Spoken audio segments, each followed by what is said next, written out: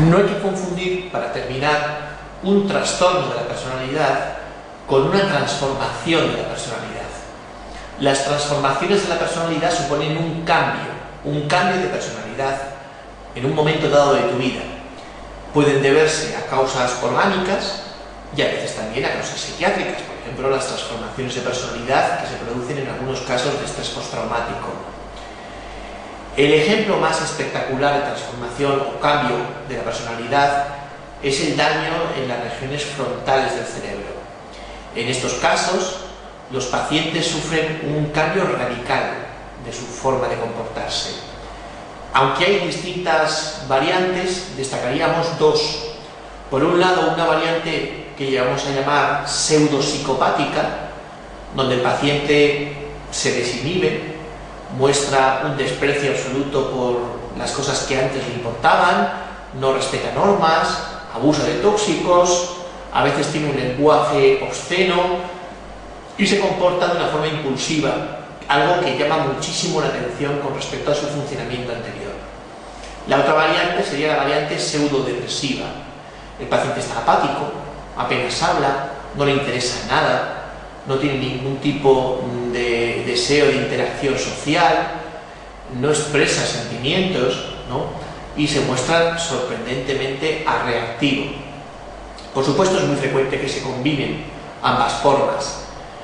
El nombre clásico que recibió este síndrome frontal fue el de moria prefrontal, y probablemente sea uno de los cambios de origen orgánico más estudiados, porque hoy en día hay una causa súper frecuente de este tipo de lesiones frontales, como son los accidentes de tráfico con daño en la región frontal, de tal manera que son muchísimas las personas que sobreviven a un traumatismo craneoencefálico más o menos grave con cambios de personalidad debidos al daño frontal. En principio son casos complicadísimos porque aquí no hay un tratamiento psicológico que permita de alguna manera revertir la situación y tampoco se consiguen grandes cosas farmacológicamente.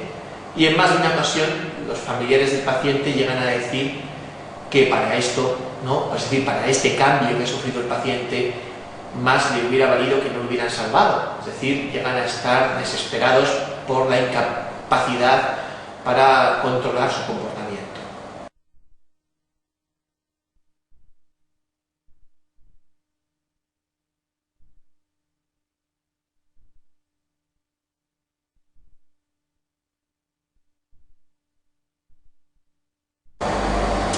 Una vez que hemos descartado posibles demencias reversibles, ¿no? O yo prefiero hablar de causas reversibles de una demencia, nos encontramos, por tanto, ante una demencia irreversible. Pero que sea irreversible no quiere decir que sea necesariamente degenerativa, es decir, que vaya a peor. Hay algunas demencias irreversibles en las que se puede, de alguna manera, prevenir que haya más daño. El ejemplo más sencillo es una demencia secundaria a un traumatismo craneoencefálico. El daño que ha sufrido el paciente es irreversible, pero si no sufre más traumatismos, pues no tendría por qué ir a más necesariamente. Otros ejemplos serían demencias secundarias a problemas vasculares, ¿no? A ictus, hemorragias, a hipertensión arterial crónica, o demencias asociadas a tóxicos, ¿no? Con un efecto aditivo hasta que se interrumpe su consumo. El ejemplo más clásico es el alcohol. Cuando se deja de consumir alcohol, la demencia alcohólica pues muchas veces no mejora, pero al menos no empeora. Salvo que luego se añada un componente neurodegenerativo. El componente neurodegenerativo, que es con diferencia el más frecuente en las demencias, implica la progresión sin que exista posibilidad alguna de tratamiento. Hay causas de neurodegeneración conocidas que llamaríamos secundarias. Por ejemplo, la infección por un prión que produce la enfermedad de Creutzfeldt-Jakob es un ejemplo de neurodegeneración secundaria a un trastorno, digamos, externo a la neurona. Pero la mayoría de las causas son internas a la propia neurona. Son trastornos genéticamente determinados o de origen incierto en los que se produce un envejecimiento extraño, peculiar de ese cerebro, y cuyo diagnóstico real casi siempre tiene que esperar a la anatomía patológica, el diagnóstico de certeza, con la única excepción de algunas formas autosómicas dominantes que se pueden hacer estudios genéticos, como puede ser la enfermedad de Huntington o algunas raras formas de Alzheimer familiar. En general, cuando la persona está viva, yo lo más que puedo decir es que probablemente sea una demencia de Alzheimer o una demencia asociada a la enfermedad de Parkinson o una demencia con cuerpos de Lewy, no puedo asegurarlo. Muchas veces se usa a la ligera el término de esta persona tiene Alzheimer, cuando en realidad lo más que se podría decir es que tiene un probable Alzheimer, ¿no? ¿Cómo separar clínicamente y poder sospechar que es un probable Alzheimer o un probable otra cosa? Pues habría dos o tres patrones, mejor dicho, de deterioro cognitivo. El primer patrón es el patrón subcortical. Empieza en los ganglios profundos, ganglios grises del cerebro, los núcleos de la base, y poco a poco se va extendiendo hacia el exterior. Ahí tenemos las clásicas enfermedades extrapiramidales. El Parkinson probablemente sea el ejemplo más claro. El Huntington también sería un ejemplo, en donde empiezan, pues a veces con cambios motores, ¿no? Temblor, rigidez, corea, cambios psiquiátricos, es muy frecuente que haya cambios emocionales, depresión, y luego poco a poco va apareciendo el deterioro cognitivo, que además cursa típicamente con un enlentecimiento, con una bradisiquia muy marcadas, ¿no? Y poco a poco, eso sí, ya la demencia se va generalizando. Ese sería el modelo subcortical. Dentro de los modelos corticales, que empiezan, por tanto, en la superficie del encéfalo, separaríamos a su vez dos variantes. La variante frontotemporal, en la que lo primero que se lesiona son las regiones anteriores del cerebro y se producen típicamente cambios de personalidad, ¿no? Sobre todo esos síndromes pseudopsicopáticos o pseudodepresivos, y también cambios en la producción del lenguaje, una reducción en la producción del lenguaje, un mutismo progresivo, de alguna manera, dificultad para encontrar las palabras, dependiendo un poco de la zona que se afecte, ya sea una zona más frontal o una zona más cercana al área de Broca. La otra gran variante es la variante posterior o variante parieto occipitotemporal. Aquí nos encontramos con el clásico síndrome afaso, apraxo, agnósico, acalculia, ¿no? Que dio forma a lo que hoy en día conocemos como enfermedad de Alzheimer, aunque hay más variantes de demencias parieto-occipitotemporales.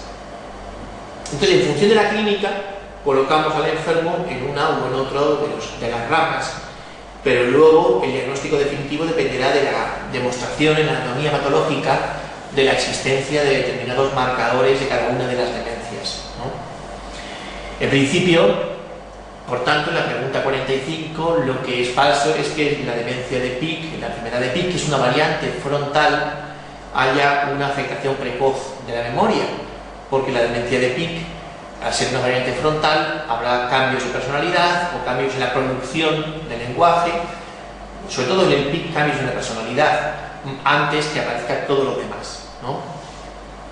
En principio, el estudio de cada una de las formas de demencia, así por detallado, pertenece más al campo de la neurología. En psiquiatría nos solemos conformar con separar un poco los grandes subtipos, ¿no? Sin embargo, es más psiquiátrico el siguiente tema, que es el que habíamos llamado delirium, el deterioro progresivo, no, el deterioro rápido, el que produce en horas o en días.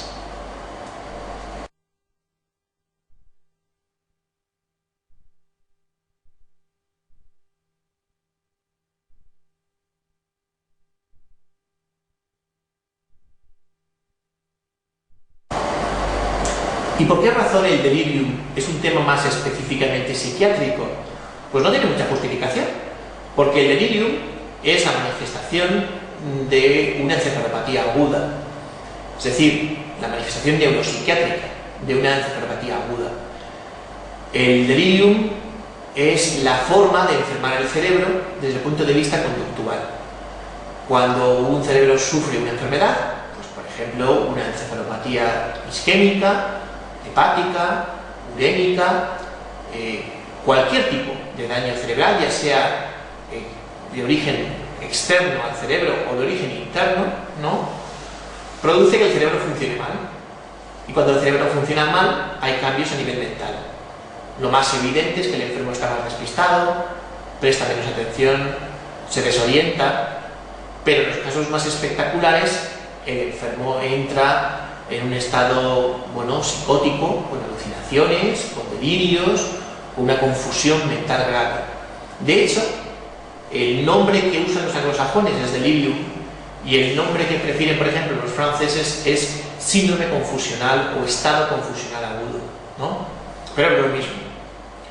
En principio, todo delirium tiene una causa, o varias causas que hay que buscar, porque el pronóstico del delirium va a depender fundamentalmente de las causas, desde un delirium, entre comillas, digamos, benigno, por un síndrome febril asociado, pues no sé, a una neumonía que responde fácilmente al tratamiento, ¿no? Puede ser, por ejemplo, una legionelosis, hasta un síndrome febril por una meningitis bacteriana aguda, que si no se detecta a tiempo, en cuestión de horas o de días, puede acabar con el paciente. Entonces, el pronóstico de un delirium depende sobre todo de la causa que lo provoca. La mayoría de los deliriums son multifactoriales y, por tanto, cuando el médico se enfrenta a un delirium, tiene que buscar 1000 cosas: pedir análisis, pedir pruebas de imagen, buscar posibles cosas que estén fallando en ese paciente. Una de las cosas que siempre hay que revisar en todos los delirium es la medicación, los efectos cognitivos de los medicamentos que el paciente esté tomando, ¿no? Existe, por tanto, algo llamado delirium, que es frecuentísimo en los hospitales, ¿no? Probablemente sea el trastorno neuropsiquiátrico más frecuente en un hospital. Cuanto más años tenga el paciente, más frecuente va a ser, pero también es muy frecuente en niños. Cuanto más grave esté el paciente, más frecuente va a ser, y es súper típico de los pacientes en cuidados intensivos, de los pacientes que han sido sometidos a cirugía extracorpórea, cardíaca, ¿no? Pero se puede ver en todas las plantas. Yo destacaría 2 ejemplos muy típicos de pacientes ancianos. Pacientes mujeres ancianas con fracturas de cadera en traumatología y ancianos varones con problemas de próstata en neurología, como causas muy típicas de cuadros de delirium.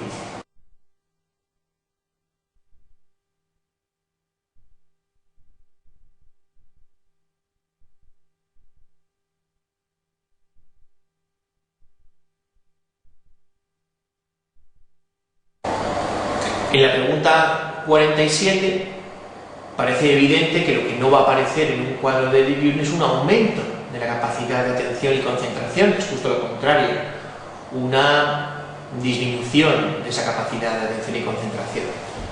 Bueno, pues si el delirium es una complicación de una enfermedad cerebral, ¿no?, de una encefalopatía aguda, ¿qué pinta el psiquiatra en todo esto? Bueno, pues es que el delirio se confunde fácilmente con 2 problemas psiquiátricos. Se puede confundir con la psicosis y con la depresión. Porque hay 2 variantes, así simplificándolo mucho: delirium agitados y delirium inhibidos. El delirium agitado chilla, grita, tiene alucinaciones visuales, piensa que quiere hacer daño, se quiere escapar del hospital, ¿no? Y a veces la gente lo confunde con una psicosis. Es una psicosis, pero de origen orgánico, secundario a un delirium, de origen exógeno por completo. Y nos llaman al psiquiatra porque de alguna manera estamos especializados en el control de la agitación psicomotriz, ¿no? Y nos llaman, pues, para poner algo para controlar la agitación psicomotriz, que es básicamente haloperidol. Se pueden usar otros antipsicóticos, pero el haloperidol es el más contrastado y además existe por vía parenteral y es incluso seguro por vía intravenosa, es decir, que tiene una facilidad de uso importante. Por supuesto que el tratamiento con haloperidol lo único que trata es un síntoma, que es la agitación, las alucinaciones, los delirios. No corrige la causa. El tratamiento básico, por tanto, de un delirium es el tratamiento de la causa que lo está provocando. Y eso ya no es del psiquiatra, eso dependerá de cuál sea la causa que lo esté provocando. Si es una infección, si es un problema urológico o un problema nefrológico, es decir, algo puede estar provocando, debe estar provocando ese síndrome confusional agudo, ese delirium, ¿no? En los casos son los delirium inhibidos, delirium en donde el paciente está aparentemente apático, apenas habla, pero porque está totalmente confuso, totalmente desorientado. Y en ese caso la misión del psiquiatra es simplemente diagnosticarlo y llamar la atención sobre lo que está pasando, que este paciente no está deprimido, que lo que está es confuso, está encefalopático. Hay una prueba que ayuda, es el electroencefalograma. Tiene un problema de sensibilidad porque el delirium fluctúa a lo largo del día, hay momentos en que está mejor, que está peor, y como le hagas el electroencefalograma en un momento en que está aceptablemente bien, pues te puede salir incluso hasta normal. Pero si haces el electroencefalograma y hay un enlentecimiento difuso del trazado electroencefalográfico, eso es un signo de daño cerebral agudo, de encefalopatía y de un sufrimiento cerebral, ¿no? En principio, el delirio, insisto, es un problema neuropsiquiátrico en el que el psiquiatra se ve implicado fundamentalmente en dos cosas: en su diagnóstico, en decir que existe algo llamado delirium, y en el control de un grupo de síntomas, que es la agitación y la psicosis, ¿no? Pero el delirium es una gran complicación médica y, de hecho, la presencia de delirium aumenta la probabilidad de muerte del paciente, porque lo que está detrás, insisto, es una causa que puede matar.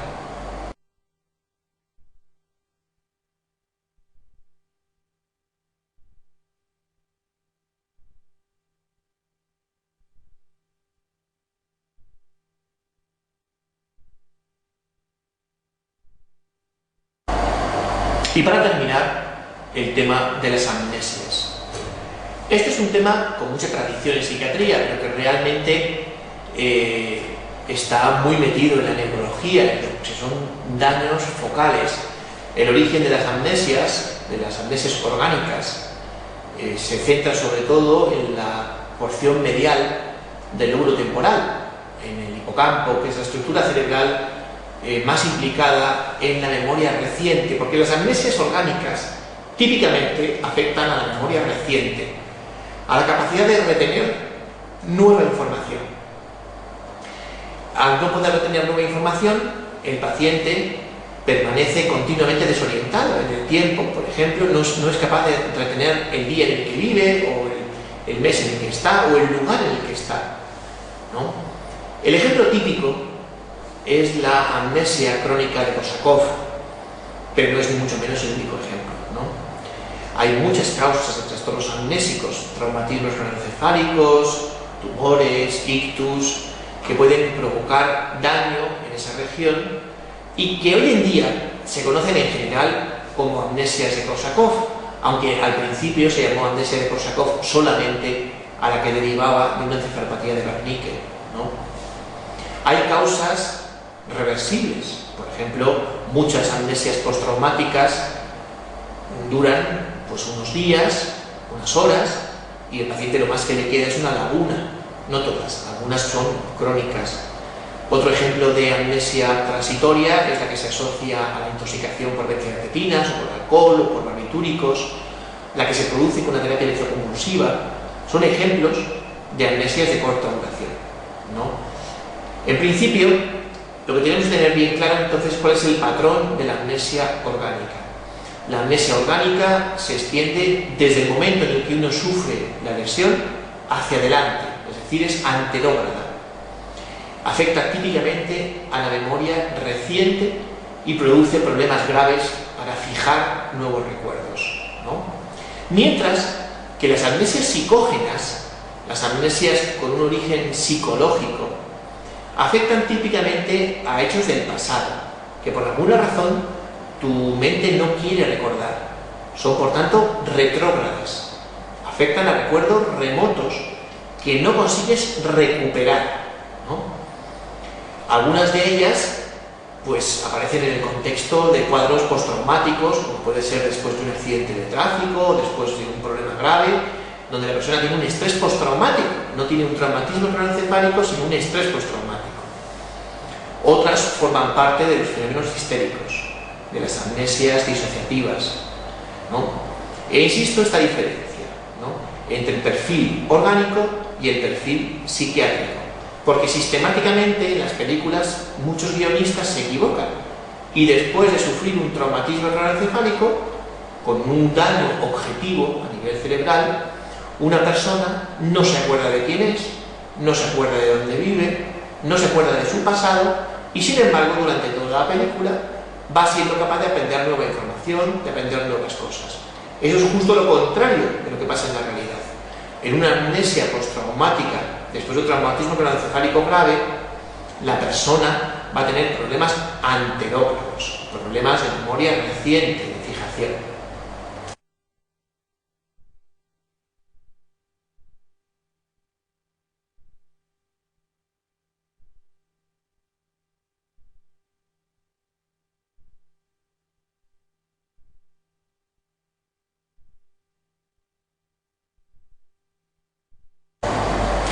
Con esto terminamos la clase de segunda vuelta de psiquiatría. Espero que haya sido de provecho. Muchas gracias.